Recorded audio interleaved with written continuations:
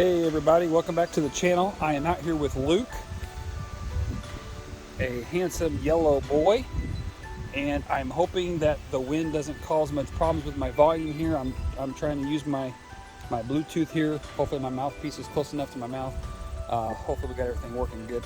So we're just gonna roll with it. Hopefully it turns out okay.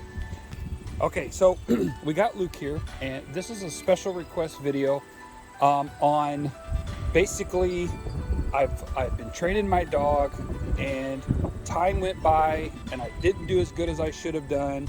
I lost control of my dog. When I go to play fetch with my dog will not listen. When I tell my dog to sit, my dog will not listen. My dog's not listening to me, okay? And this is in essence a part 2 to the other, more or less an informative video as far as how to get my dog to listen to me. This is a secondary part to that. I'm kind of doing this on purpose, but at the same time, we did have another family come in and call and ask for this, so it's kind of working out great. So we're gonna have a double part, more of like an informative video. The second part, we're gonna actually illustrate this, okay? So I have an older dog. His name is Luke, yellow male, okay? And Luke is a chill dog and laid back guy, okay? He does have a little bit of some tendencies to be nervous, and that's a bad way, that's a bad word for me to say, because I'm trying to think of some other word to come up with. Maybe cautious is a better word to say. He's very cautious. He doesn't just, like if you notice in the past videos, he doesn't jump in the water like Levi does. Levi's his brother, and Levi, no. Levi jumps in the water just full bore, and Luke was always been the one, hey, go get it, hey, right there, lost his attention. He's always been the one, there he goes, to kind of hang back, okay? And so he's a little bit of a cautious dog. I think that would be a better word to say. He thinks about, watches things, this and another. He's very good with my son Luke. So it's kind of a Luke and Luke combo. You've seen that video perhaps out. Good boy. Hey, ready? Go get that. So today we're gonna focus on this part 2 of how to make my dog, or keep my dog, or how do I get my dog to listen to me. Right here, out. Good. Good boy. Ready? So here's the first thing. Look at him. He on alert. Okay, so here's the thing. Number 1, we talked about in the original part number 1 to spend time with your dog, get that established. Okay. Now, and there's some other things that we talked about. The wind is throwing him off big time. Okay, let's go find it. Hey, there it is. Look for it. Hey. It's right in front of him. Look down. You gotta look down, big guy. Hey, there you go. Good boy. Come. Okay, now, and you always hear me, I apologize for me coughing. I'm not really coughing, I'm clearing my throat. My allergies is just going crazy. The farmers are in the fields, and there's dust, and it's just, yeah, anyhow. So the next, you're always going to hear me talk about this. Never give the dog a command you can't back up, okay? Never give a dog a command you cannot back up. If you notice, I'm connected to Luke here, okay, by a check cord, okay? Okay, so if I send him out, hey, there you go. Now, understand something, okay? You got to be careful on how far you throw these out, because this check cord is only 25 foot long, all right? So you got to keep it within range. I've done this enough times that I know my range, okay? I know how far I can throw it out before I have to move. It's in my brain, okay? I do this all the time, so I have a good idea how far this can go without me having to move, okay? Come. See how he naturally wants to come to me, okay? Now, let's just say in a situation like you're in, perhaps your dog doesn't want to come back to you, okay? He does this right here. He sits on his butt, doesn't want to come back. Now, in our minds, we said, well, we have you retrieving. I want you to retrieve, right? Okay, here's the thing.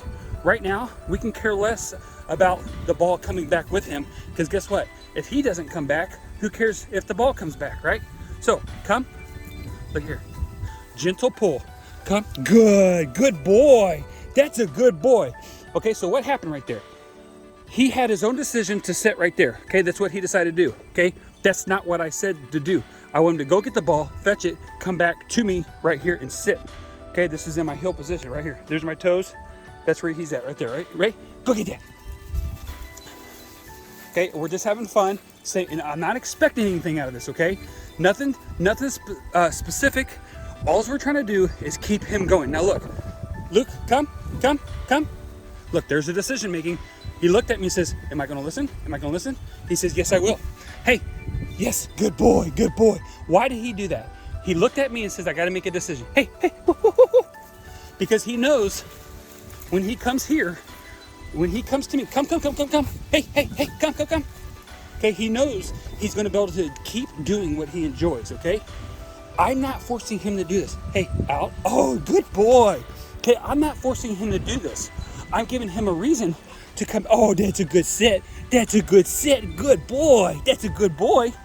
Okay, when my dog doesn't listen to me, I'm giving him an option, okay, whether to listen to me or not.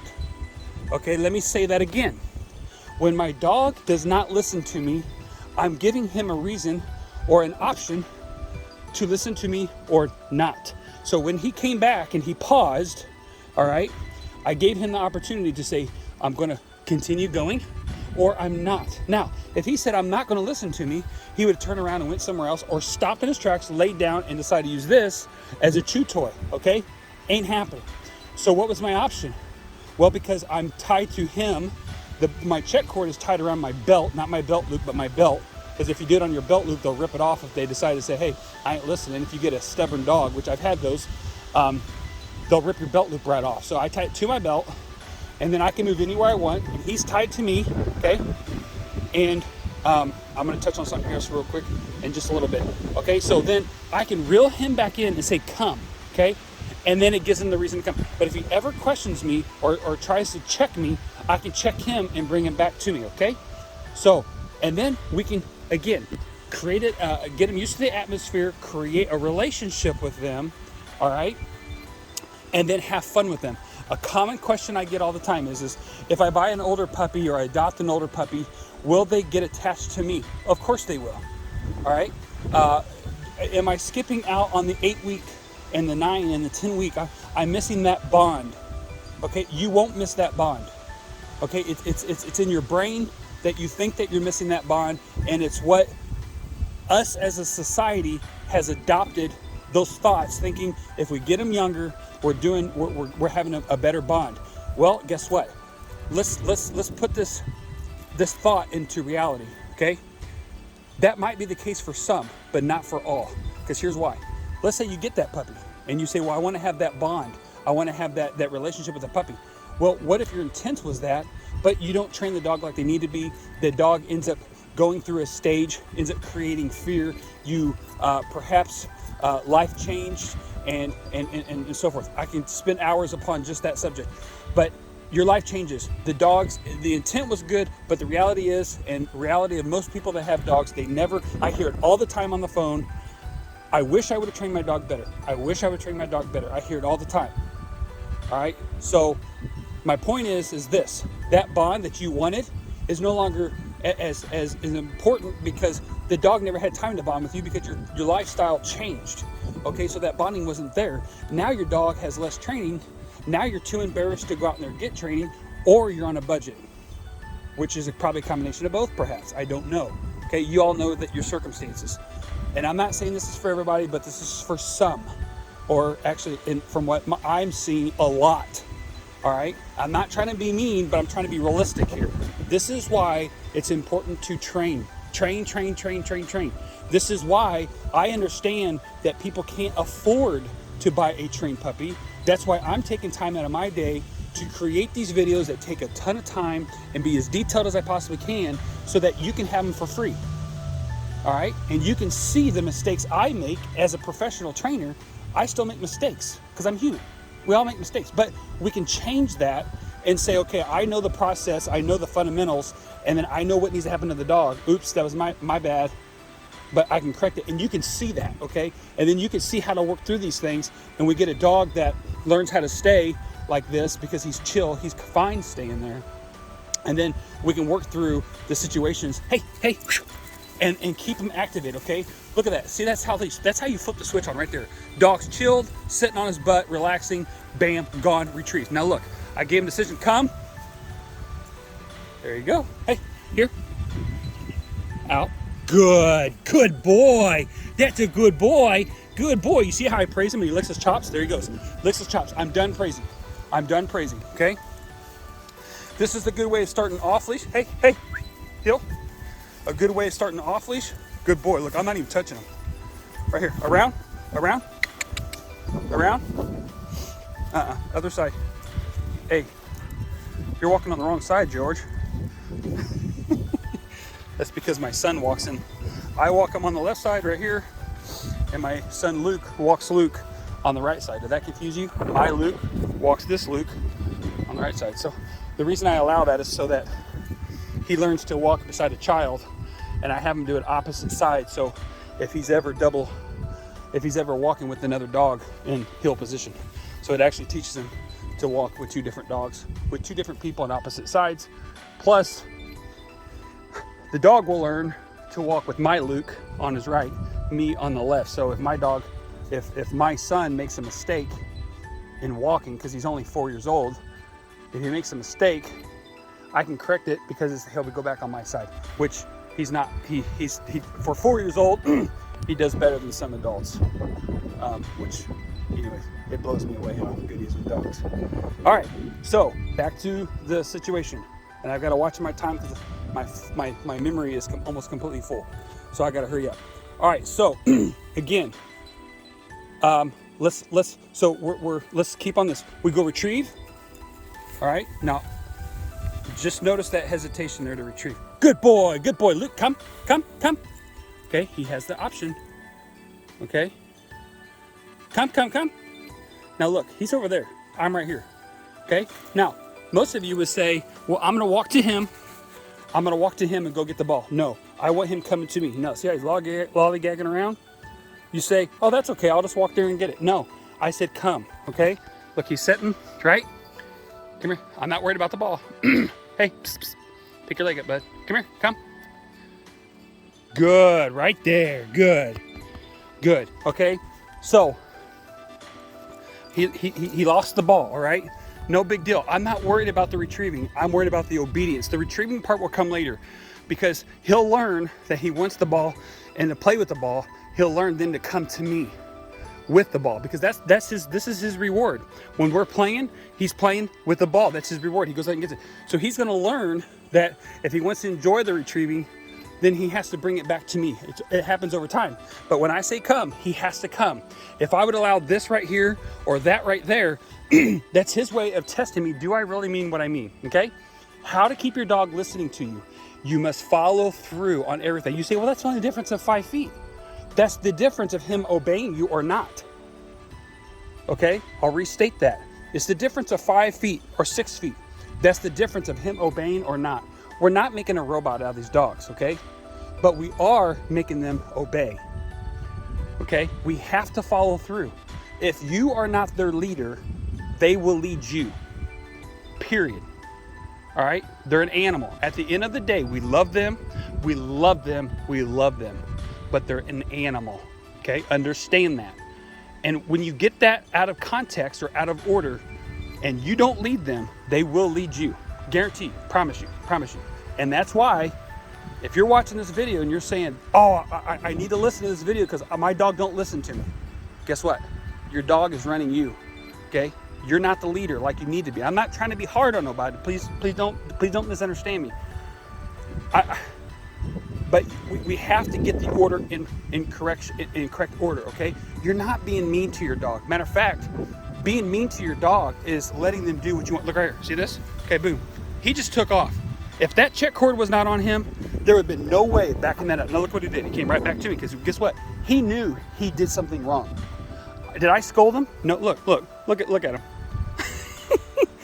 Hey, what'd you do? Look at him. I'm sorry. Yeah, so he knew he shouldn't have done that, but he broke, got up, and walked away, okay? He was never released from this position, but he thought he was. I stepped on the check cord, checked him. He came right back, sat down. Hey, woo, woo, woo. There you go. See, now that's his release, okay? We're in charge of that, okay? Come, come, come. Now look, he's gonna challenge me again. He's going to the left. Come, Luke, come.